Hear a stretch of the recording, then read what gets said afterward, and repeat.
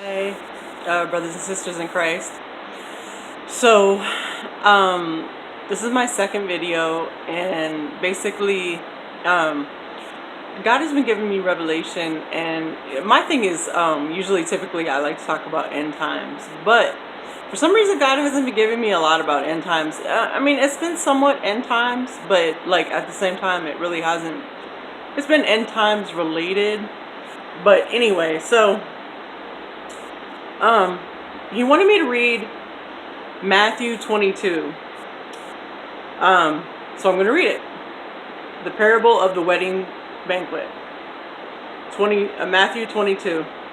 Jesus spoke to them again in parable, saying, "The kingdom of heaven is like a king who prepared a wedding banquet for his son. He sent his servants to those who had been invited to the banquet to tell them to come, but they all refused to come. Then he sent some servants and said, 'Tell those who have been invited that I have prepared my dinner. My oxen and fattened cattle have been butchered, and everything is ready. Come to the banquet. Come to the wedding banquet.' But they paid no attention and went off, one to his field and another to his business. The rest seized his servants, mistreated them, and killed them. The king was enraged. He sent his army and destroyed those murderers and burnt the city. Then he said to his servants, 'The wedding banquet is ready, but those I invited did not come. They did not deserve to come. So go to the street corners and invite to the banquet anyone you can find.' So the servants went out to the streets and gathered all the people that they could find, the bad as well as the good, and the wedding hall was filled with guests. But when the king came in to see the guests, he noticed a man there who was not wearing wedding clothes. And he asked, 'How did he get in here without wedding clothes, friend?' And the man was speechless. Then the king told the attendants, 'Tie him hand and foot and throw him outside into the darkness, where there will be weeping and gnashing of teeth. For many are invited, but few are chosen.'" So this is the word that I was given to read. The Spirit told me to read Matthew 22, and this is what the Spirit told me to read to everybody, and this is the message that I was given to relate to everybody, that everyone is invited. Everyone is invited, but our behavior dictates if we're chosen. And what we choose to do, and how we choose to live our lives, and if we choose to follow what we're supposed to do, or if we choose to be lukewarm Christians, or if we're not even Christian at all, dictates, if we're chosen. So this is what the Spirit has led me to tell you. Not that is not something commonly known, but it's just, again,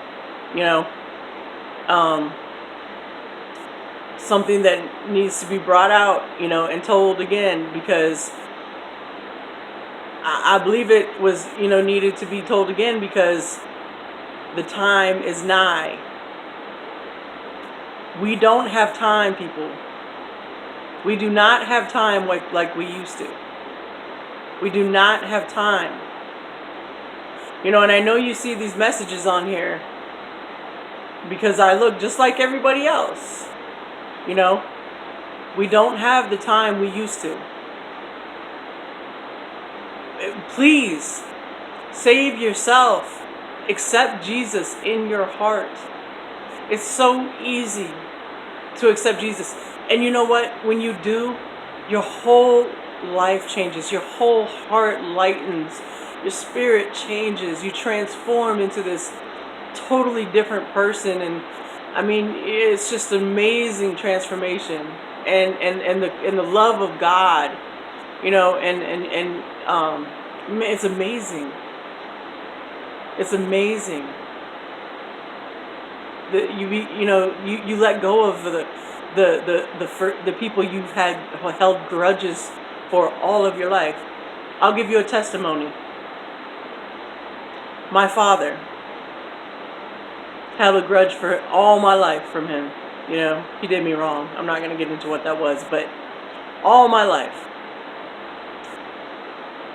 I became, I got saved, let it go. Because you know what? I'm not perfect. No one on this earth was perfect. Who was the only perfect person that ever walked this earth? Jesus Christ. And no, one sin is not greater than another. It's hard for us to comprehend these things. But the way of Jesus and the way of God is not our way. And we have to understand that their ways are different than our ways.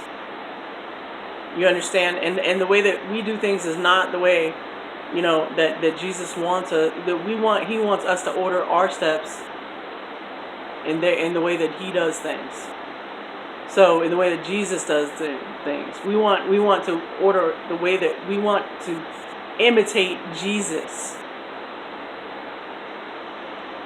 We can't let the world, we don't want to imitate the world. We want to imitate Jesus. Because if we imitate the world, we're not going to make it to heaven. We cannot be a Christian that imitates the world. Because then you're not doing what you're supposed to be doing.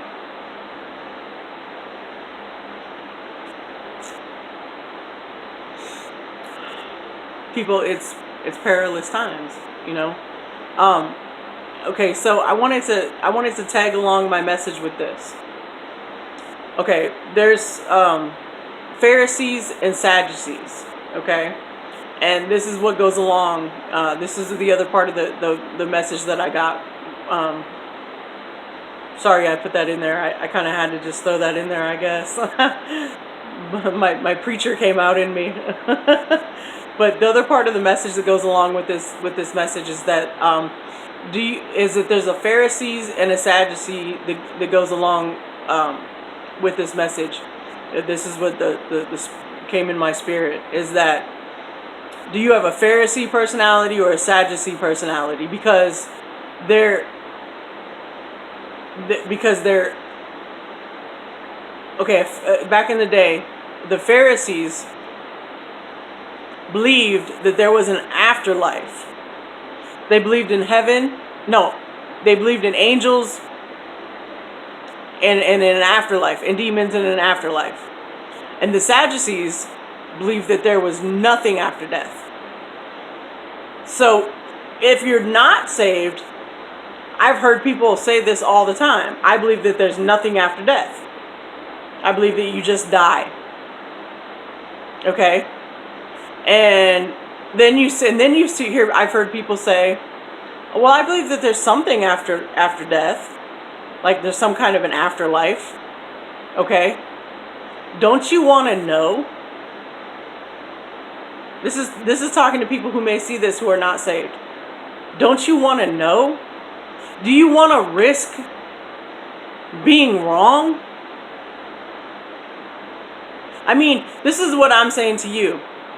With the way that the world is today, why don't you take the chance of being wrong? I mean, okay, it's like this. It's a 50-50 chance.